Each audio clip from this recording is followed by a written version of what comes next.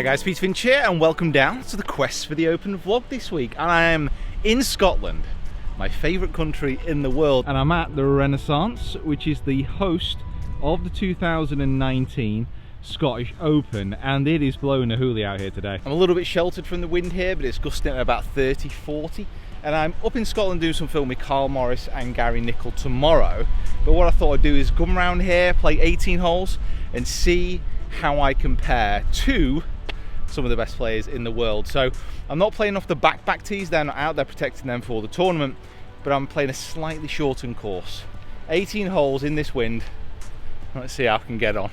Loads to come in this episode.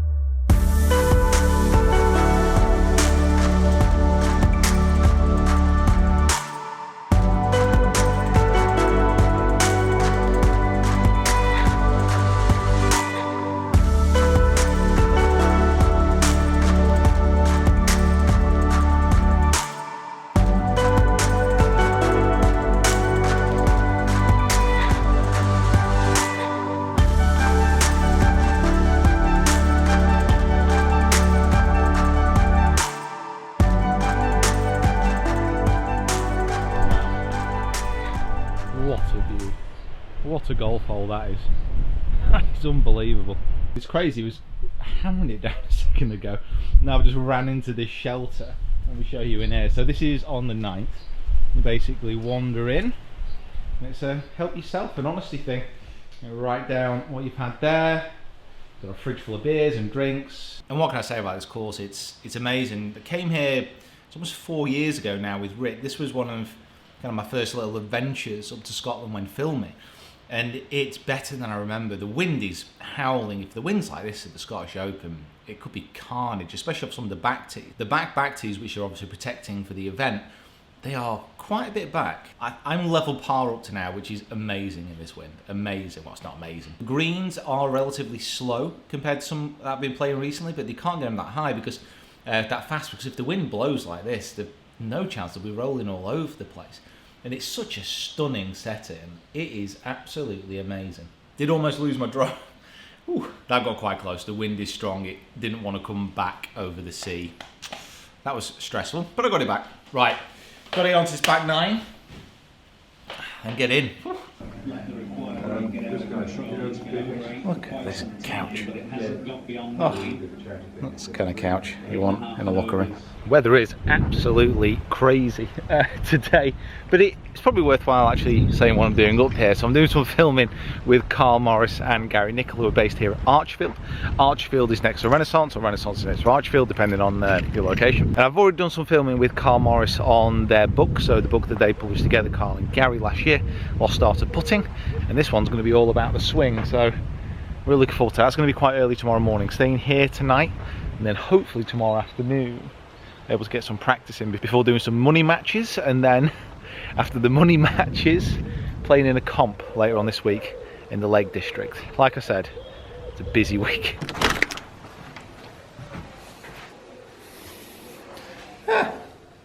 Golly, oh, it's fancy in here. It's very cool.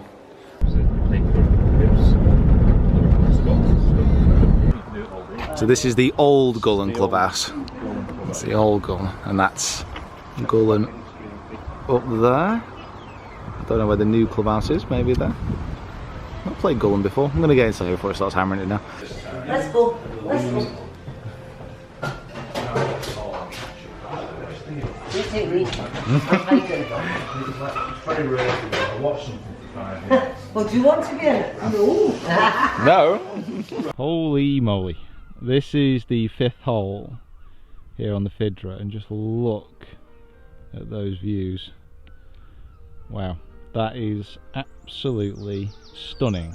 Not quite so stunning. Slightly less stunning. Not just golf. I think the way you look at pretty much everything in life, if you understand that we can be or should be eternally grateful for the opportunities that we are provided with, especially on a beautiful day in a beautiful setting just like this. Amazing, isn't it? And I think there's also, it's kind of a reverse psychology on yourself, really, Pete, because most people think, if I play good, I'll feel good. The problem is that you might be waiting for quite a while. Whereas we sort of switched that around and said, well, why not decide you're going to feel good regardless? Because when you're feeling good, to actually step on the golf tee and appreciative of what you've got, you're actually in an optimal state to get the best out of yourself that day. It doesn't mean you're guaranteed to play well, but you're giving yourself a heck of a chance. And it sounds one of those trite comments, really, or trite ideas, being grateful and a bit airy-fairy. But it's been reinforced for me massively over these past couple of years. For every single one of us, we've got a finite number of rounds. We don't know how many of the rounds we actually have got left, but it is finite. So when you begin with that premise of actually, I'm just grateful for this opportunity. I'm grateful for this chance to play today. They talk about smelling the flowers. Don't just notice them, but smell them. And it's such a simple concept, but when you are surrounded by such natural beauty like this, you think, wow, do you know what? There's 1,000 people who'd love to be where I am right now. And that is the day done. So it was a full day film with Carl and Gary, and then it was a good 6 hours of practice there on the course, and then around the chipping green, just working on, well, everything really, mainly just striking, using the bounce. That was nice, just to settle down and grind. So I didn't really film anything there. I just wanted to really focus, and hopefully it's paid dividends for the comps coming up. This place, man, Scotland has my golfing heart, that is for absolute sure.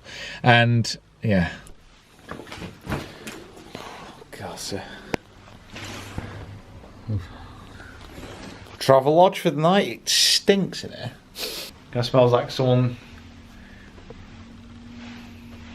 So managed to survive the night in that travel lodge. It wasn't that bad, but it wasn't that nice either. I'm kind of wandering that way. Oh, I've got to pay. That's the castle. That's what it looks like. This is Aberdour, which is a little village about, well, it's probably 40 minutes away from Edinburgh, but I think it's only about 9 miles as the crow flies, so you've got to go around the water to get to it, and over the Forth estuary, I want to say. But I've just had some food, and I'm going to play in a money match at Aberdour Golf Club, which has actually been closed this morning, but the sun seems to be breaking through. Hopefully it's not going to rain again, although as I say that, I can literally see the rain coming towards me. I'm going to get in the car first. It's actually been smashing it down all morning. Managed to get a run in this morning around Edinburgh, which was pretty awesome actually. I ran like 6 miles, which is the furthest I've run in a long time. Fitness is not something which I'm born to love, but I'm trying to push myself to do a lot more. The golf course is just around the corner. I'm going to get there, grab a drink and do a little bit of work which needs to be done before I travel down to Kendall tonight, which is from Scotland down to UK, about 3 hours. Wow.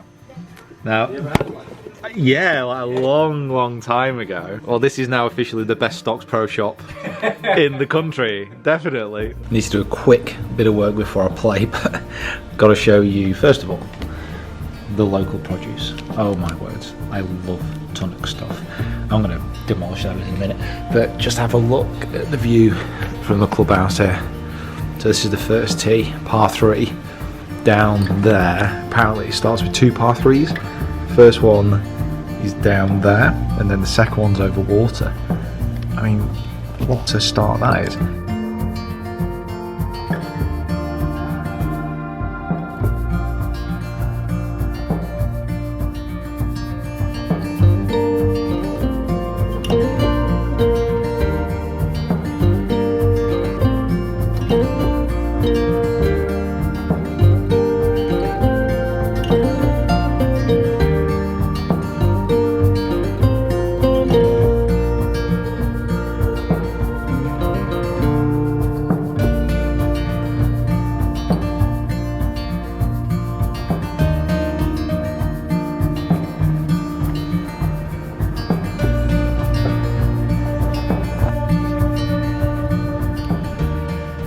And welcome down to Kendall. This is Carus Green Golf Club.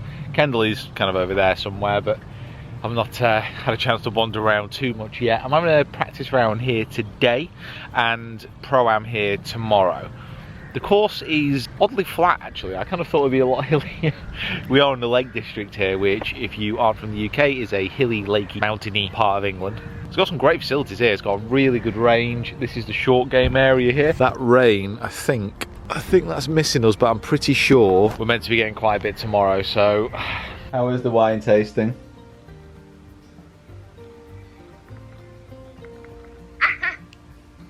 Oh dear, oh dear. So, back home. Come on then, come on. And I'm looking after this little, hello, hello. Looking after this little fella for the week. Carly is away, so my parents would dog sit him while I was away in Scotland and on my comp. And in that Pro-Am, I shot level par. Now, it was quite a revealing Pro-Am in many respects. What do you think, Matt? Yeah. Level par doesn't tell the full story. So I started the first 4, 5 over. First hole was fine. It's a bit of a short par 3, nothing really crazy. Knocked it on 2 putt, left a first putt short. Wasn't an amazing putt, but you know, by the by. Doubled the second hole from nowhere. Kind of hit it into the trees on the right. So tough holes, water left, and chipped out. Knocked it onto the green, just off the green, should I say. Bad pitch, and then 3 putted. It was a pretty poor start. What do you think bad start, Murph?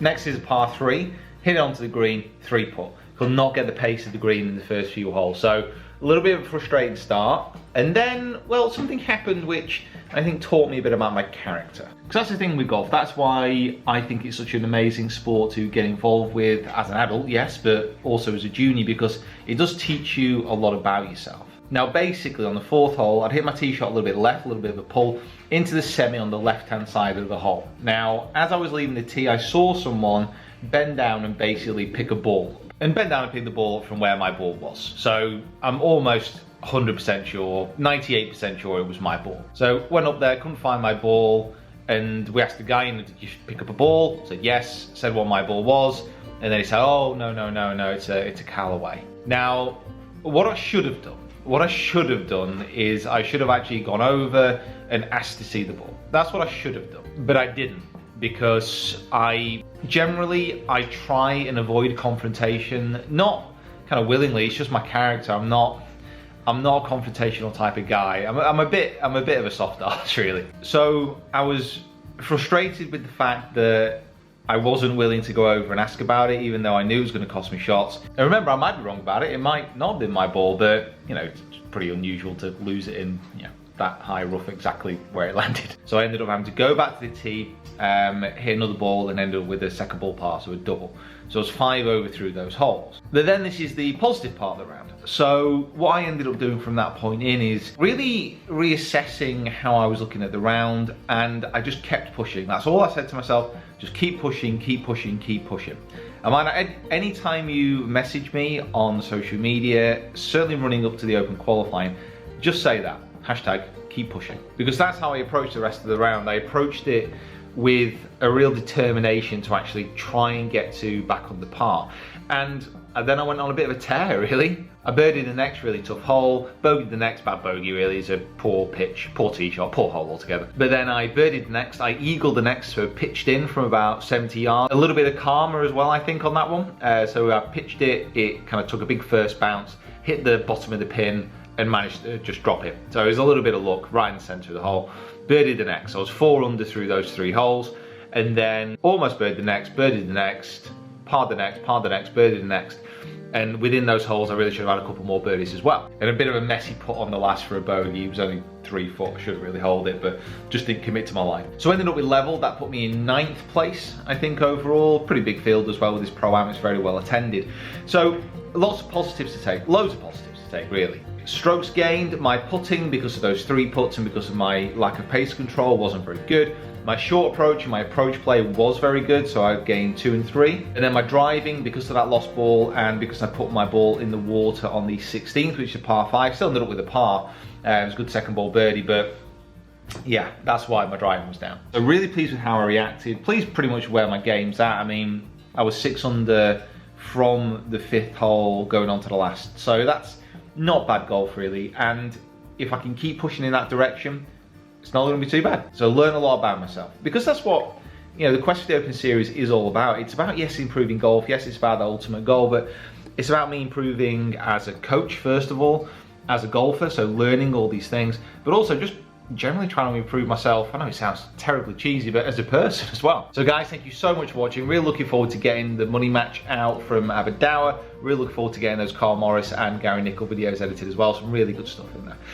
And yeah, that's it. So if you're new to the channel, make sure you hit that subscribe button. I'm almost at 200,000 subscribers now, so it'd be nice to get to that point before next week, please. But apart from that, thank you so much. Like the video, please comment on everything that you see. I'll see you next time.